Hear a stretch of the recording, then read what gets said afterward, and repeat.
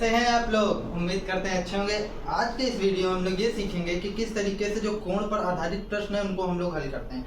हम लोगों ने पीछे जो है कोण चैप्टर पूरे अच्छे तरीके से पढ़ा कि कोण क्या होता है, कोण के प्रकार क्या होते हैं, जब दो कोण हो जाते हैं एक साथ तो उनको क्या कहते हैं। इस तरीके से काफ़ी जानकारी हम लोगों ने कोण के विषय में ली। अब इस वीडियो में हम लोग जो सीखेंगे वो कोण पर आधारित कुछ प्रश्न हैं उनको हल करेंगे और इसी के साथ आपका कोण वाला चैप्टर पूरी तरीके से समाप्त हो जाएगा। तो चलिए देखते हैं। पहला क्वेश्चन है, यदि साइकिल के पहिए में 36 तीलियों के बीच का कोण ज्ञात कीजिए। यदि साइकिल के पहिए में 36 तीलियां हैं, 36 तीलियों के बीच का कोण ज्ञात कीजिए। ठीक है, क्वेश्चन ठीक है, मुझे लगा थोड़ा सा गलत है। ठीक है, तो अगर 36 तीलियां हैं तो उनके बीच का आपको कोण ज्ञात करना है। तो ये आपकी मान लीजिए साइकिल है और ये साइकिल के पहिए में ऐसी ही तो तीलियां होती हैं, इस तरीके से तीलियां होती हैं और इस तरीके से कितनी तीलियां हैं, मान लेते हैं इसमें 36 तीलियां हैं। अच्छा, इस तरीके का डिजाइन आपको एक जगह और देखने को मिलता है, बता पाएंगे कहाँ पर? अशोक चक्र का अगर आप डिजाइन देखेंगे तो वहां पर भी आपको इसी तरीके से मिलेगा, लेकिन उसमें और इसमें थोड़ा सा डिफरेंस है। उसमें 24 तीलियां होती है, इसमें 36 तीलियां होती हैं। तो 36 तीलियां हैं, तो बहरहाल हमको ये ज्ञात करना है कि इनके बीच का कोण कितना है। ठीक है, तो तीलियों के बीच का कोण, पहला नंबर, साइकिल के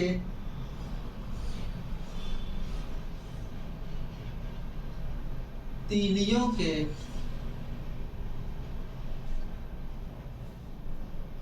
बीच का कोण, बीच का कोण बराबर क्या होगा? क्योंकि देखिए पूरा कोण, हमारा पूरा कोण का सिस्टम जो है वो कितने डिग्री पर है? वो 360 पर है। कितना है? 360। तो इन 36 बराबर तीलियां जो लगी हैं वो 36 तीलियां बराबर, मतलब गैप है जो 36 तीलियों का वो सेम है। तो इसी 360 डिग्री को आपको बांटना है कितने की, एक तीली के बीच, दो तीलियों के बीच में कितना कोण बन रहा है। ठीक है, तो आप क्या करेंगे, कुल जितना कोण होता है, कुल कोण को ही तो आप बांटेंगे, बटे तीलियों की संख्या, तीलियों की संख्या। तो टोटल जो आपका कोण होता है वो कितने डिग्री का होता है? 360 डिग्री का।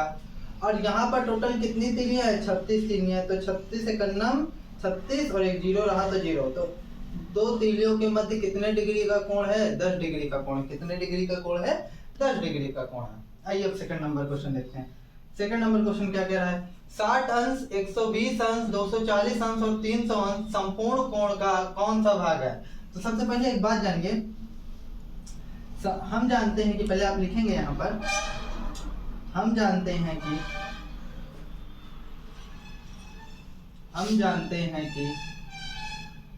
संपूर्ण कोण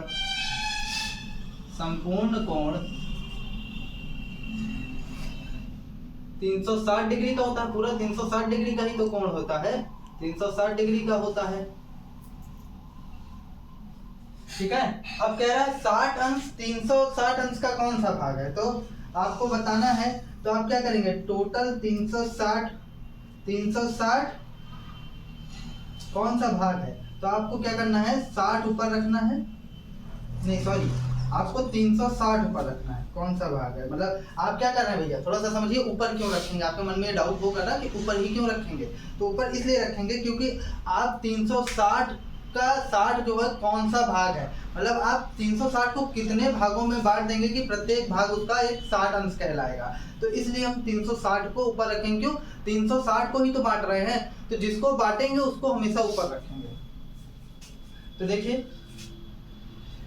पहला 360 बटे 60, जीरो से जीरो कैंसिल और 6 छंग 36। तो कौन सा भाग है? छठवां भाग है। कौन सा भाग है? छठवां भाग है। इसका मतलब जब आप 360 को 6 बराबर भागों में बांट देंगे तो प्रत्येक भाग एक 60 अंश का कोण बनाएगा। ठीक है, प्रत्येक भाग 60 अंश के कोण में आएगा, मतलब प्रत्येक भाग 60 अंश कोण का होगा। ठीक है, अब इसी तरीके से आइए, कौन सा? 120।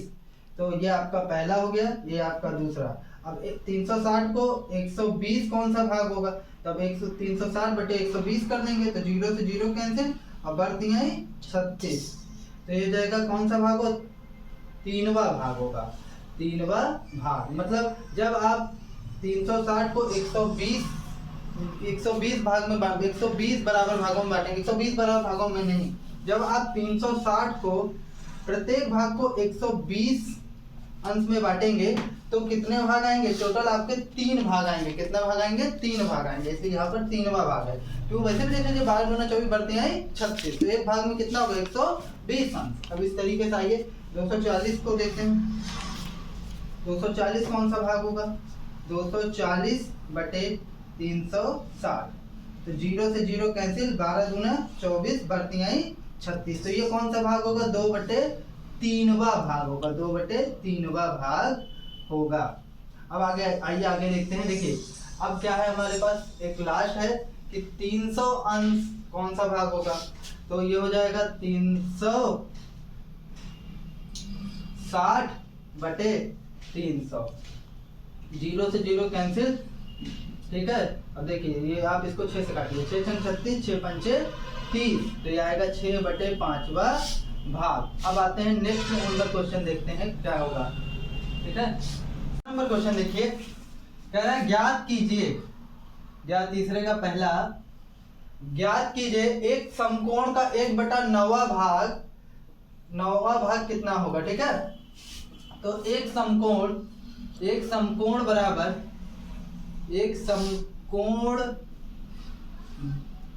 90 अंश, तो 90 अंश का 1/9वां भाग अगर आप निकालना चाहें, मतलब कि अगर आप इसको 90 अंश को 9 बराबर, इसका मतलब समझिए अगर आप 90 अंश को 9 बराबर भाग में बांट रहे हैं तो एक भाग में कितना आएगा, इसके कहने का मतलब ये है।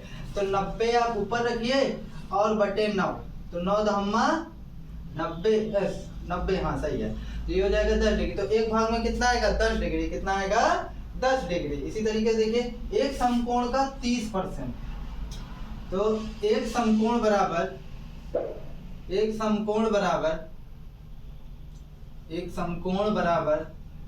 90 अंश, तो एक समकोण का 30%, तो समकोण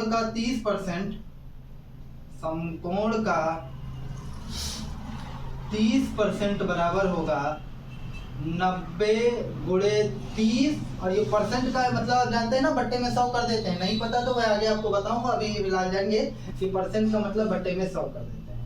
तो 100 हो जाएगा, 0 से 0 कैंसिल, यहाँ 0 से 0 कैंसिल, 9 3 कितना हो गया? 27। तो ये आपका क्या हो गया? एक समकोण का अगर आप 30% निकालेंगे तो कितना आएगा? 27 आएगा। कितना आएगा? 27। अब देखिए एक ऋजु कोण का 50%,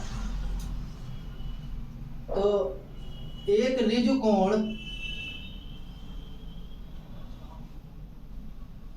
कोण बराबर कितना अंश होता है, बता सकते हैं भैया? एक ऋजु कोण बराबर होता है 180 अंश। ये पीछे हम आपको पढ़ा चुके हैं। तो ऋजु कोण का 50%, ऋजु कोण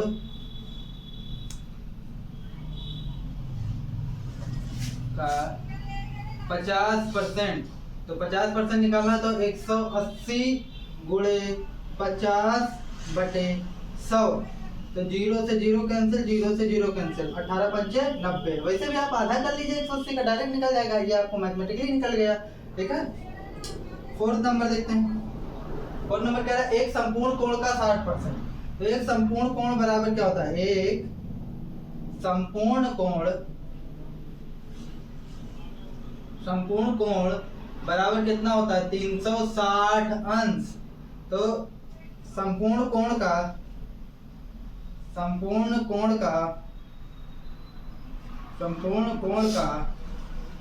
कितना परसेंट बोल रहा है भैया? 60%। कितना? 60% बराबर हो जाएगा 360 गुणे 60/100। तो यहाँ पर 0 से 0 कैंसिल, 0 से 0 कैंसिल, ठीक है। अब आप इसका गुणा करा दीजिए, 6 छंग 36 और 6 3 18 और 3 कितना हो जाएगा? 21, तो कितना आएगा? 216 अंश, ठीक है। अब आइए देखते हैं। व्यायाम करते समय छात्र को निर्देशित किया जाता है, मतलब उसको कुछ ऑर्डर्स दिए जाते हैं। जैसे आप लोग भी होंगे, जैसे बोला जाए पीछे मुड़, तो अगर पीछे मुड़ता है तो कितने अंश घूम जाता है, जरा सोचिए, समझिएगा। अगर पीछे मुड़ बोला है तो आप एक बार ऐसे टर्न करेंगे, मतलब 90 डिग्री एक बार टर्न किए पूरा। अगर एक गोले को, अगर यहाँ समझिए, एक गोले को 4 बराबर भागों में बांट दिया जाए तो आपका जो भी ऑर्डर होगा, पीछे मोड़, दाएं मोड़, बाएं मोड़, इसी गोले के 4 भाग में होगा। ठीक है, तो मान लीजिए यहाँ पर एक सर्कल है, तो आप अगर गोले का 1/4 भाग अगर आप मूव करते हैं तो इसका मतलब आपने 90 अंश का कोण तय किया है ना, ये मैंने आपको पीछे बताया है। तो अगर उनसे बोला गया कि पीछे मोड़, तो पीछे मुड़ने के लिए पहले उनको 1/4 भाग इधर तय करना पड़ेगा, ये एक 90 अंश, और फिर 1/4 भाग इस डायरेक्शन में भी मुड़ना पड़ेगा, तो ये हो गया 2 90 अंश। तो 2 समकोण बराबर कितना हो जाएगा, 180 अंश। कितना, 180 अंश। तो पहले का आपका चौथे का जो पहला आंसर है वो है आपका 180 अंश, क्योंकि उसने 2 समकोण बराबर दूरी तय की है, मतलब घूमा है, दूरी नहीं कहना गलत होगा, 2 समकोण बराबर घूमा है। ठीक है, दाएं मुड़ वह कितने अंश घूम जाता है भाई, दाएं मुड़, तो मेरा दायां तो ये है, अब आपका दायां तो हो सकता है कुछ और हो। ठीक है, तो दाएं मुड़, तो दाएं मुड़ने के लिए वो एक इस तरीके से मुड़ेगा, तो इस तरीके से मुड़ेगा, तो 1/4 भाग तय किया उस वृत्त का, तो 1/4 भाग तय करने का मतलब क्या हुआ, 90 अंश घूमा है। तो अब क्या होगा, तो सेकंड नंबर इसका आंसर होगा 90 अंश। तो भैया आगे कुछ क्वेश्चन देखते हैं। 9 नंबर क्वेश्चन देखिए क्या कह रहा है, निम्नलिखित कोणों को उनके परिमाण के आधार पर वर्गीकृत कीजिए, मतलब उनके मान के आधार पर आपको वर्गीकृत करना है। ठीक है, मतलब वर्गीकृत यानी बांटना है। 5वां नंबर है, तो सबसे पहले 0 डिग्री है, तो इसको आप जानते हैं कि इसका स्पेसिफिक नाम है, इसको हम लोग शून्य कोण कहते हैं। क्या कहते हैं, शून्य कोण। ठीक है, फिर 30 अंश का कोण क्या किसकी श्रेणी में आएगा भैया, अगर 0 से बड़ा है और 90 से छोटा है तो किसमें आता है, न्यून कोण कहते हैं। ऐसे कोण को हम लोग क्या कहते हैं, न्यून कोण। न्यून कोण। फिर हम लोग बात करते हैं किसकी, 90 अंश। 90 अंश क्यों जानते हैं, 90 अंश के कोण को हम लोग समकोण कहते हैं। कैसा कोण कहते हैं, समकोण। नेक्स्ट देखते हैं क्या कह रहा है, 135 अंश। 135 अंश, 135 अंश कोण किसकी श्रेणी में आएगा, ऐसा कोण जो 90 से अधिक हो किंतु 180 से कम हो, उसको हम लोग अधिक कोण की श्रेणी में लेते हैं। ऐसा कोण क्या है, अधिक कोण। अधिक कोण। नेक्स्ट देखते हैं 180 अंश के कोण को आप लोग क्या कहते हो, भैया इसके लिए स्पेसिफिक नाम है ऋजु कोण। क्या है ये, ऋजु कोण। नेक्स्ट देखते हैं 225 अंश का कोण, ऐसा कोण जो 180 से अधिक किंतु 360 से छोटा है, उसको आप लोग वृहद कोण कहते हो। क्या कहते हो, वृहद कोण। ये सब पीछे पढ़ाए हैं। और 360 अंश के लिए तो एक नाम ही है, 360 अंश को आप लोग क्या कहते हो, संपूर्ण कोण। अभी क्वेश्चन भी तो किया है।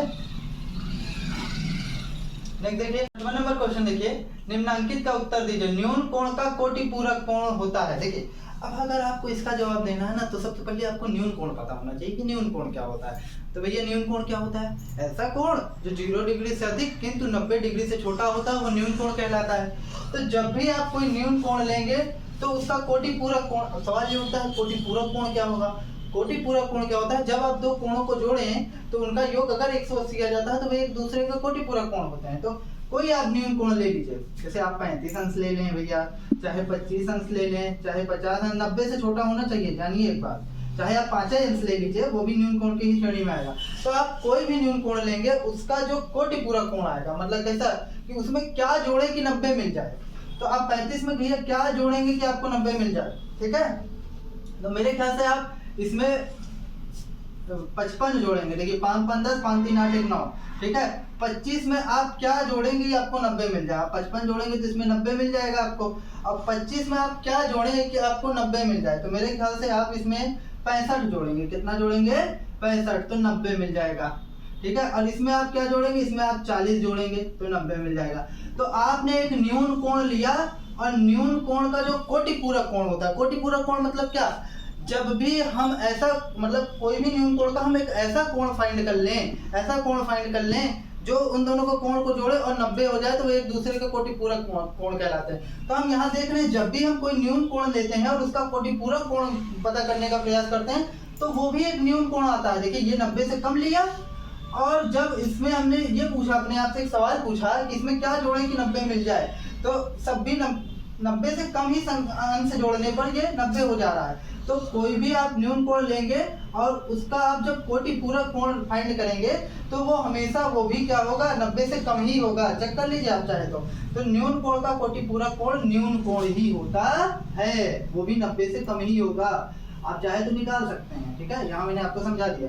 न्यून कोण का समपूरक कोण। अब न्यून कोण का समपूरक, न्यून कोण तो आप जानते हैं कि 90 से कम होता है, 0 से ज्यादा होता है, ठीक है। और समपूरक कोण क्या होता है? समपूरक कोण भैया वो होता है जब आप दो कोणों को जोड़ते हैं, अगर वो 180 हो जाता है तो वो एक दूसरे के समपूरक कोण कहलाते हैं। अब आप कोई भी न्यून कोण ले लीजिए और उसका समपूरक कोण फाइंड कीजिए, जैसे 40 अंश, ये आपका न्यून कोण है।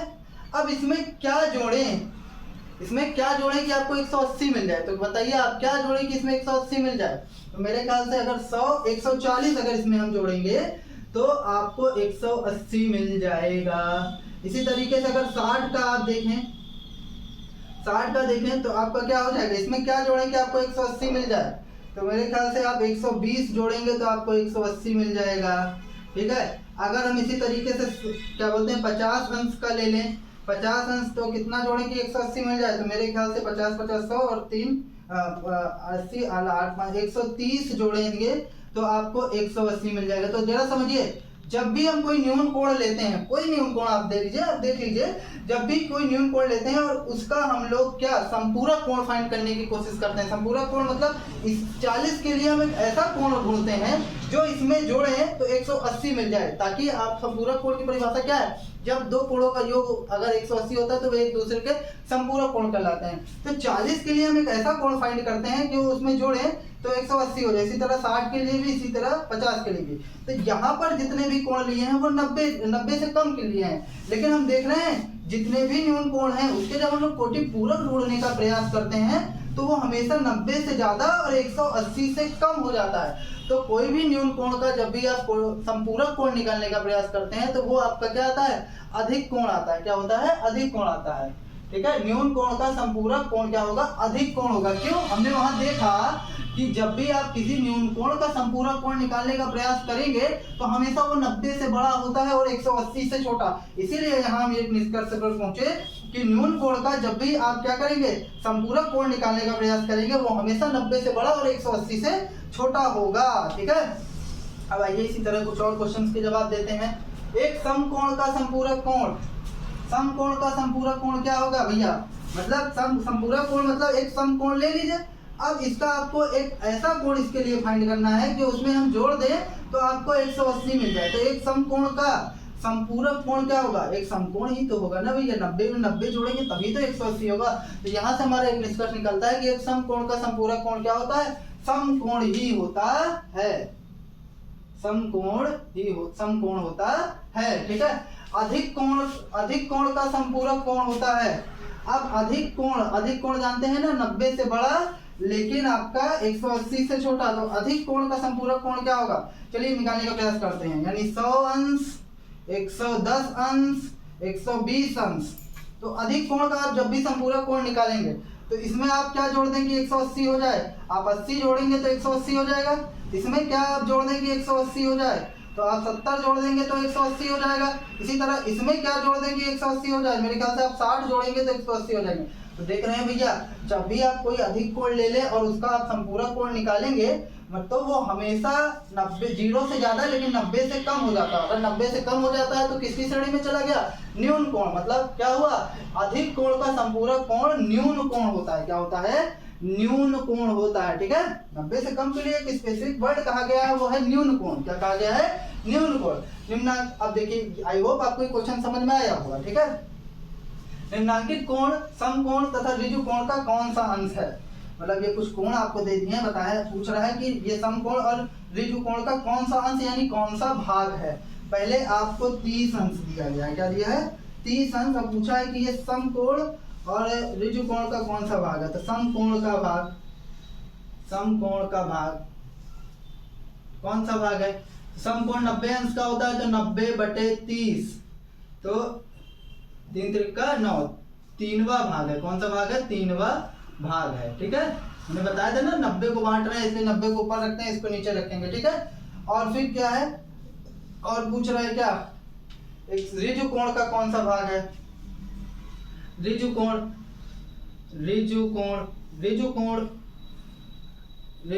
का भाग। अच्छा, ऋजु कोण क्या होता है? 180 अंश का होता है। तो इसी को हम लोग 180/30 कितना 30 कर देंगे, 3 0 3 6 18, कौन सा भाग है, छठवां भाग है मेरे भाई, ठीक है।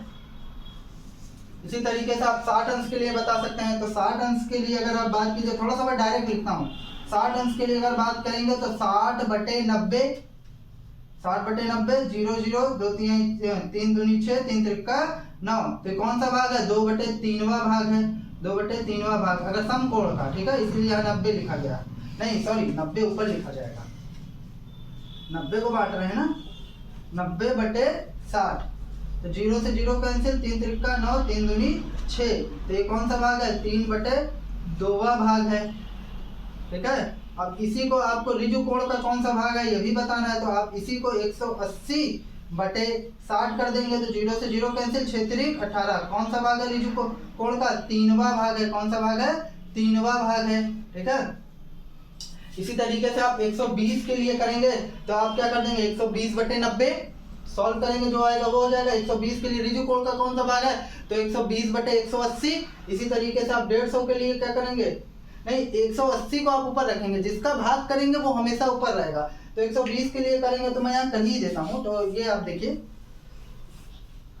ये देखिए 120 अंश और 150 अंश। चलिए 120 अंश कौन सा भाग है, तो 120 अंश के लिए अगर आप समकोण के लिए बात करेंगे तो 90/120, 90/120, तो 0 से 0 कैसे, 3 त्रिका 9 3 चौको 12, ये 3/4वां भाग है, कौन सा भाग है, 3/4वां भाग समकोण का, ठीक है। अब इसी तरीके से आप अगर ऋजु कोण के लिए बात करें तो 180/120, तो 0 से 0 कैंसिल, 3 6 18 और 3 चौको 12, फिर 2 दूनी 4 2 तिहाई 6, तो ये हो जाएगा 3/2वां भाग, 3/2वां भाग। तो इसी तरह आप लास्ट वाला भी कर सकते हैं, इसको क्या कर दीजिए, समकोण का कौन सा भाग है, तो 90/150, और 180 का कौन सा भाग है, तो 180/150। इस तरीके से आप इसको पूरी तरीके से हल कर सकते हैं। अब आइए आगे देखते हैं, कुछ लास्ट क्वेश्चन है उनको देख लेते हैं। ये आपका 8 नंबर क्वेश्चन है, निम्नांकित चित्रों में कोण ए की गणना कीजिए। ये आपका पहला चित्र है, ये आपका दूसरा है, सिमिलरली ये तीसरा है और ये चौथा है, ठीक है। अब पहला आपका ये चित्र है, इसमें हम लोग इसमें रेखा को कुछ नाम दे देते हैं, इसको हम लोग नाम दे देते हैं P यहाँ पर, और यहाँ पर Q और यहाँ पर R, जिससे ये हल करने में जो है हमारी मदद करेगा। चलिए देखते हैं कैसे इसको हम लोग हल करेंगे। हल करते हैं, पहला चित्र से जो भी प्रेरणा लेंगे हम यहाँ चित्र से ही देख कर लेंगे।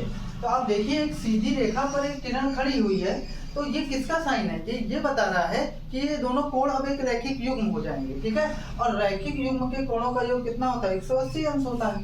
तो आप क्या कहेंगे, कोण P, यहाँ पर O ले लीजिए, वो कोण POQ, कोण POQ प्लस कोण POR, POR बराबर कितना हो जाएगा, 180 अंश। तो ये देखिए POQ कितना A है और ये POR कितना है, 2A है, तो ये हो जाएगा आपका 180 अंश। अब ये जुड़ जाएंगे, ये हो जाएगा 3A इज इक्वल टू 180 अंश। तो A इज इक्वल टू हो जाएगा 180 अंश बटा 3, यानी 3 छंग 18। तो A की वैल्यू कितनी आ गई भैया, 60 डिग्री। कितनी आ गई, 60 डिग्री। नेक्स्ट आइए सेकंड नंबर देखते हैं, फिर चित्र से ही चलेंगे हम लोग, ठीक है। यहाँ भी कुछ इसको नाम दे दीजिए आप, इसको नाम हम लोग यहाँ पर P रख देते हैं, यहाँ Q रख देते हैं, यहाँ R P Q R, यहाँ पर S रख देते हैं और यहाँ पर O रख देते हैं, ठीक है। इस तरीके से हमने इसको कुछ नाम दिया। तो चित्र से अगर आप देखेंगे तो OP एक किरण है जो एकदम सीधी खड़ी है रेखा RS पे। तो अगर एकदम सीधी खड़ी है तो ये किसका साइन है कि एक समकोण बनाएगी। तो यहाँ से क्या हो जाएगा, कोण POS, ठीक है, जरा समझिए, POS की बात करें तो ये पूरा 90 डिग्री है। कितना है, 90 डिग्री, ठीक है। लेकिन ये दो पार्ट में बटा है, एक ये 30 डिग्री यानी POQ और एक QOS, दो पार्ट में बटा है ना। तो हम लिख देते हैं POS, पूरा POS जो कोण है वो POS और QOS है। तो POS, क्योंकि उसको 20 से ऐसे एक किरण निकाल कर उसको दो भागों में बांट दिया, तो angle POQ plus angle QOS। हमने कोण को लिखने का आपको तरीका पीछे बताया है। तो अब देखिए POQ, पहले तो एक बात समझिए कि POS अगर पूरी बात की जाए तो 90 डिग्री है। कितना है? 90 डिग्री। तो POS की जगह हम लोग 90 डिग्री रख देते हैं। इसी तरीके से POQ की अगर बात की जाए तो ये 30 डिग्री है। तो चलिए भैया हम लोग 30 डिग्री रख देते हैं।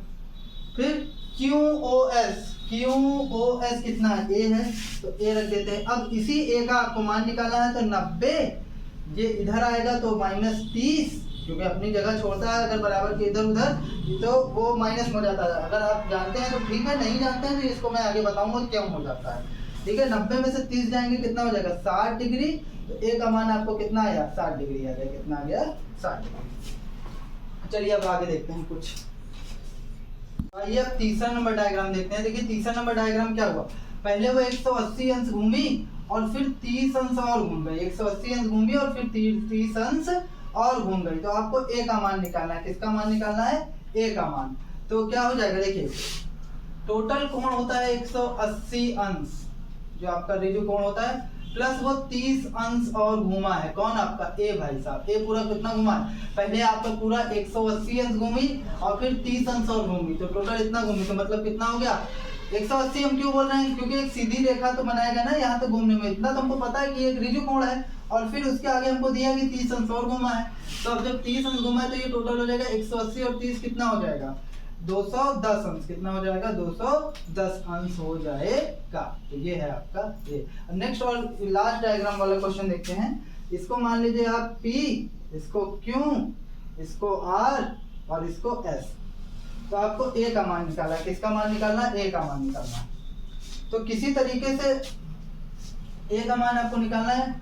हाँ ठीक है, A का मान निकालना है। तो आप अगर देखें PQ एक सीधी रेखा है और जो किरण OS जो है उस पर खड़ी है। तो यहाँ आप लिख दीजिए PQ रेखा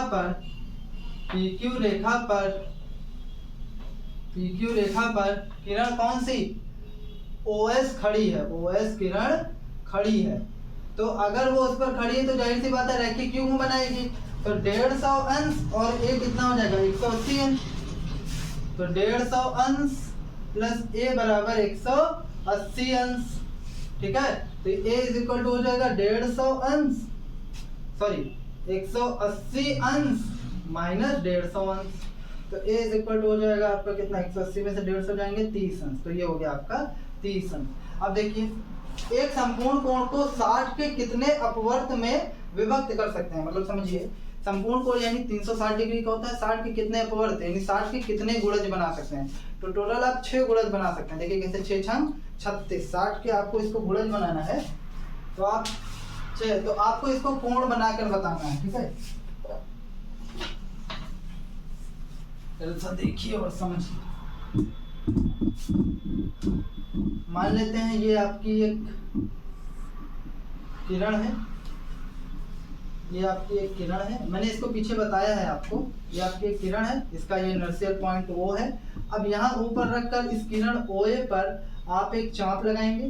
तो जब वो चाप लगाएंगे, देखिए ध्यान रखिएगा, वो गोला प्रकार का आप जो त्रिज्या लेंगे वो आपको डिपेंड करता है कितना, चाहे इतना लीजिए चाहे इतना, लेने के बाद वो फिक्स हो जाएगा।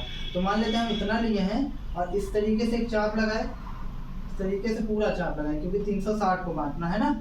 इस तरीके से पूरा चाप लगाए। अब इतना इसको B मान लेते हैं। जितना ये डिस्टेंस है उतनी ही डिस्टेंस लेकर, जितना ये है उतनी ही डिस्टेंस लेकर हम यहाँ पर एक काटेंगे तो क्या हो जाएगा? 60 अंश का कोण। और फिर जितना ये है इसको आप M मान लीजिए। ठीक है, जितना MB है उतना ही लेकर आप जब काटेंगे तो ये क्या हो जाएगा? 120। जब आप इसको मिलाएंगे तो 120 अंश का कोण, इसको मिलाएंगे तो 60 अंश का कोण। ठीक है, फिर जब आप इसको काटेंगे तो कितना? ये हो जाएगा 60। यहाँ पर कटेगा मेरे ख्याल से, ये थोड़ा डिस्टेंस में निकाल। आप गोला प्रकार से करेंगे तो एकदम एग्जैक्ट आएगा। ठीक है, थोड़ा यहाँ काटेंगे तो ये आपका हो जाएगा कितना? तो यहाँ पर काटेंगे, मतलब जितनी OB की दूरी या यूं कह लें जितनी MB की दूरी है उतना ही लेकर आप काटेंगे तो 120 अंश का कोण। फिर आप यहाँ काटेंगे तो कितना हो जाएगा? 180 अंश का कोण। फिर आप यहाँ काटेंगे तो कितना हो जाएगा? 240 अंश का कोण। अगर किस केस में होगा, जब आप इसको और इसको मिला देंगे, तब इसको और इसको मिला देंगे। यानी अगर मैं बताता हूँ आगे आपको, फिर आप पहले ये समझिए, ये 240 अंश का कोण और फिर ये हो जाएगा आपका 300 अंश का कोण और ये आपका हो जाएगा 360 अंश का कोण। अगर आप OM को मिला देते हैं, एक बार काटने पर वो 60 अंश का कोण है। कितने अंश का कोण है? 60 अंश का कोण। अगर आप OM को मिला देते हैं तो उस केस में ये आपका 60 अंश का कोण हो जाएगा। कितने अंश का कोण? 60 अंश का कोण। अगर आप ON को मिला देते हैं तो इस केस में ये आपका 120 अंश का कोण हो जाएगा।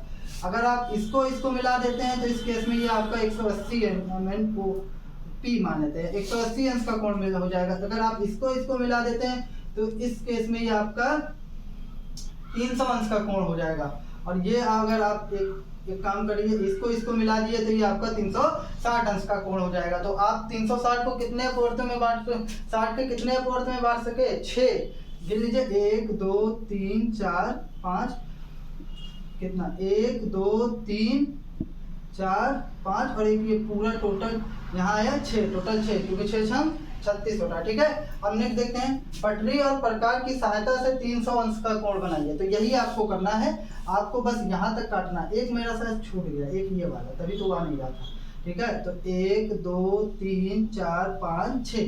ठीक है, तो यहाँ तक जब आप काट देंगे तो ये वाला पूरा कोण आपका 300 अंश का कोण होगा। तो आई होप आपको वीडियो पसंद आया होगा। अगर पसंद आया तो वीडियो लाइक और सब्सक्राइब कीजिए। ठीक है, अब हम लोग आगे मिलेंगे नए चैप्टर के साथ। That's all from my side.